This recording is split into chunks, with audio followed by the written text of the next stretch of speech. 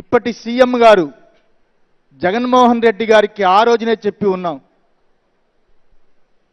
జగన్మోహన్ రెడ్డి గారు ఆ రోజుల్లో చాలా ఆనందించారు. జగన్మోహన్ రెడ్డి గారు బాలస్వామి అంటే అత్యంత ప్రేమ ఆయనకి. ఇంత చిన్న వయసులో అంత గురుతర బాధ్యత, సన్యాస దీక్ష అనేది ఆయనకి ఇస్తూ ఉంటే బాలస్వామి చూసి ఎప్పుడు కూడా జగన్మోహన్ రెడ్డి గారు అదలా ఆలోచించేవారు. వారిద్దరూ అంటే నాకు అత్యంత ప్రాణం. కేసీఆర్ గారంటే మహామేధావి. మహాభారతం 2 సార్లు చదివిన వ్యక్తి. మహాభారతం చదివి ముఖ్యమంత్రి అయిన ఏకైక ముఖ్యమంత్రి ఎవడైనా ఉన్నాడు అంటే ఈ లోకంలో మా కేసీఆర్ గారే. ప్రజాస్వామ్యంలో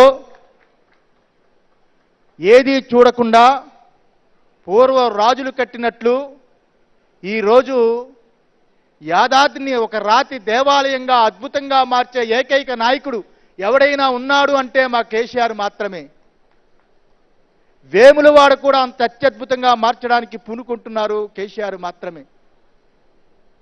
కేసీఆర్ చేసిన అయుతచండీ యాగం కానీ, రాజశ్యామల యాగం కానీ, హిందుత్వవాద పార్టీలు కూడా చెయ్యంత గొప్పగా భారతదేశంలో చేసిన ఏకైక వ్యక్తి మా కేసీఆర్ మాత్రమే. అలాంటి కేసీఆర్ గారు నేనంటే ప్రాణము. నా హృదయంలో ఇంతమందిలో అగ్ని సాక్షిగా చెబుతున్నా, నా హృదయంలో ఒక ఆత్మగా ప్రేమిస్తున్న వ్యక్తి మా జగన్మోహన్ రెడ్డి. జగన్మోహన్ రెడ్డి అంటే నాకు పరమ ప్రాణం. ఆయన గురించి అహర్నిశలు 5 సంవత్సరాలు కష్టపడింది విశాఖ శ్రీ శారదాపీఠం. విశాఖ శ్రీ శారదాపీఠం పూర్తిగా జగన్మోహన్ రెడ్డి అంటే ప్రాణం పెట్టింది. అక్కడ గోడలను అడిగినా, పక్షులను అడిగినా, చెట్లను అడిగినా, పుట్టలను అడిగినా, వ్యక్తులను అడిగినా జగన్మోహన్ రెడ్డి గెలవాలి, జగన్మోహన్ రెడ్డి గెలవాలి, ఈ రాష్ట్రానికి మంచి చెయ్యాలి, దేవాలయ వ్యవస్థ బాగుపడాలి, హిందూ దేవాలయాల యొక్క భూములు కాజేయకూడదు, హిందూ దేవాలయాల్లో ధూపదీప నైవేద్యాలు బ్రహ్మాండంగా జరగాలి. అన్ని దేవతలు జగన్మోహన్ రెడ్డిని పరిపూర్ణంగా ఆశీర్వదించాలి. ఇటు జగన్మోహన్ రెడ్డి, అటుపక్క కేసీఆర్ గారు 15 సంవత్సరాలు దిగ్విజయంగా ఈ రాష్ట్రాన్ని పరిపాలించి ఆంధ్ర ప్రజలకి ఎంతో మేలు చేయాలి. అంతవరకు విశాఖ శ్రీ శారదాపీఠం తపస్సు చేస్తూనే ఉంటుంది. నా తరువాత స్వాత్మానందేంద్ర కూడా ఆ రకంగానే కృషి చేస్తూ ఉంటాడు. ఈ కార్యక్రమానికి వచ్చిన వీరిద్దరికీ పరిపూర్ణంగా అమ్మవారి యొక్క ఆశీర్వచనాలు పరిపూర్ణంగా ఉండాలని మనస్ఫూర్తిగా ఆశీర్వదిస్తూ ఈ కార్యక్రమాన్ని ఇంతటితో. శ్రీశైలం ఏదైతే ఉందో ఆ శ్రీశైలం కుంభాభిషేకం చెయ్యొద్దని చెప్పింది నేను, దక్షిణాయనంలో చేయకూడదు అని ఆపింది నేను. జగన్మోహన్ రెడ్డి గవర్నమెంట్లో ఆపితే కోర్టుని మేనేజ్ చేసి ఉత్తరాయణం వచ్చింది కదా చేశారు. మాఘమాసం పుత్రనాశహ అని ఉంది ఆగమంలో, శైవాగమంలో. మాఘమాసంలో శైవాగమంలో శ్రీశైలం కుంభాభిషేకం చేయకూడదని ఉంది. అది జగన్మోహన్ రెడ్డి గవర్నమెంట్లో దేవాదాయ శాఖ రాసి పంపించాం. ఇంకా చాలా ఉన్నాయి ఇందులో. రాజులకి పుత్రుడంటే రాష్ట్రమే కదా. ఈరోజు ఏం జరిగిందో మీరు చూశారు. సింహాచలంలో ఆ రోజు ఎలా మాట్లాడానో చందనోత్సవంలో మీరు చూశారు. అది తిరుమల తిరుపతి దేవస్థానంలో జరిగిన వెంకటేశ్వర స్వామి నిత్యం వందలాది సంవత్సరాలు, వేలాది సంవత్సరాలు జరిగే అన్నప్రసాదాన్ని తృణధాన్యంతో మార్చినప్పుడు కూడా నేను విభేదించాను, లెటర్ రాశాను. అందువల్ల ఈ స్వరూపానంద ఏ గవర్నమెంట్ వచ్చినా, ఎవరు మా దగ్గరికి వస్తున్నా మేము ఉన్నది ఉన్నట్టుగా మాట్లాడతాం. దూరమైనా పర్వాలేదు, మేము గవర్నమెంట్ల దగ్గర బట్టికే పీఠం కాదు ఇది. ఉన్నది ఉన్నట్టుగా మాట్లాడటమే. సంపాదించుకోవాలి, దాచుకోవాలి అనుకునే పీఠం కాదు ఇది.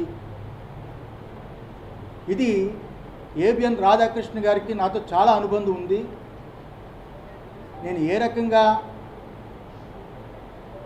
రకంగా ఎటువంటి తప్పులు చేయకుండా ఉంటానో ఆయనకు బాగా తెలుసు. బిఆర్ నాయుడికి తెలుసు, నరేంద్ర చౌదరికి తెలుసు, చాలామందికి తెలుసు. ఈ 5 ఏళ్లలో పీఠం ఎప్పుడు ఎలా ఉందో ఇప్పుడు అలాగే ఉంది అని. నేను చంద్రబాబుని ఏదో కొత్తగా పొగుడుతున్నాను అనుకోవద్దు. ఎందువల్లంటే అప్పుడు ముఖ్యమంత్రి అయినప్పుడు కూడా చంద్రబాబు గెలవాలని, అప్పుడు మురళీమోహన్ రాజమండ్రి ఎంపీగా ఉన్నప్పుడు నేనే అప్పుడు రాజమండ్రిలో చాలా పెద్ద సభలు పెట్టి సాధువులందరినీ పిలిచి, చిలుకూరి ఏదో అనుకుంటాను ఆయన కళ్యాణ మండపం, మురళీమోహన్ గెలిపించడానికి సాయశక్తిలా ప్రయత్నం చేశాను. అప్పుడు గెలవాలని, గెలిచినప్పుడు నేనే స్టేట్మెంట్ ఇచ్చా, చంద్రబాబు గెలవడం చాలా సంతోషం. అందువల్ల ఎవరితోటి మాకు విభేదాలు ఉండవు. మేము స్వాములం, పీఠాధిపతులం, ధర్మం కోసమే పోరాడతాం. కానీ ఈరోజు ప్రెస్ మీట్ పెట్టింది ఎవరికి భయపడి కాదు, అది గుర్తుంచుకోవాలి. ఎవరికి భయపడి కాదు, వాస్తవాలు తెలుసుకోకుండా ఎవరెవరో కొత్తగా వచ్చిన వాళ్ళతో చేరి ఏదేదో తప్పుడు అభిప్రాయాలు వాళ్ళు చెబుతారని. ఎప్పుడూ స్వరూపానంద స్వామివారు ఒకలాగే ఉంటారు. చంద్రబాబు అంటే మాకు చాలా గౌరవం. రాజకీయ నాయకుల్లో ఆయనే ఇప్పుడు పెద్దవాడు. ఈ రాష్ట్రానికి పెద్ద దిక్కుగా అని పరిపాలన కొనసాగాలి అని, కుటుంబం బాగుండాలి అని, పరిపూర్ణమైన ఆయుష్ భగవంతుడు ఇవ్వాలి. ఈసారైనా దేవాదాయ ధర్మాదాయ శాఖ టీటీడీ చాలా గొప్పగా పరిపాలన జరగాలి అని మనస్ఫూర్తిగా ఆశీర్వదించడానికి ఈ ప్రెస్ మీట్ పెట్టారు నారాయణ. అలాంటి చిన్న కుర్రాడు ఈరోజు మన ఆంధ్ర రాష్ట్రం తరపున, ముఖ్యంగా శ్రీకాకుళం జిల్లా, మేము పుట్టిన జిల్లాలో ఆయన ఉండి, ఆయన పుట్టి, ఆయన క్యాబినెట్ ర్యాంకు, భారతదేశానికే ఒక మంత్రి అవడం మాకు చాలా ఆనందకరమైన విషయం. అంత గొప్ప అదృష్టాన్ని పొందాడు అంటే రామ్మోహన్ నాయుడు, చంద్రబాబు నాయుడే కారణం. చంద్రబాబు నాయుడు అతన్ని ప్రపోజ్ చేసి మంత్రిగా చేయడం చాలా ఆనందదాయకం. ఆ రకంగానే రేపు 12వ తారీఖు బహుశా 11:27 చంద్రబాబు నాయుడు ముఖ్యమంత్రిగా ప్రమాణ స్వీకారం. చాలా అత్యద్భుతమైన ముహూర్తము, సింహలగ్నము, చాలా బ్రహ్మాండమైన ముహూర్తము. ఆయన ఈ రాష్ట్రాన్ని, ముఖ్యంగా దేవాదాయ ధర్మాదాయ శాఖ, టీటీడీ, ఈ వ్యవస్థల్ని చాలా గొప్పగా పరిపాలించాలి. ఈ రాష్ట్ర ప్రజలకి, ఈ భక్తులకి చాలా భాగ్యమైన పరిపాలన అన్నట్టుగా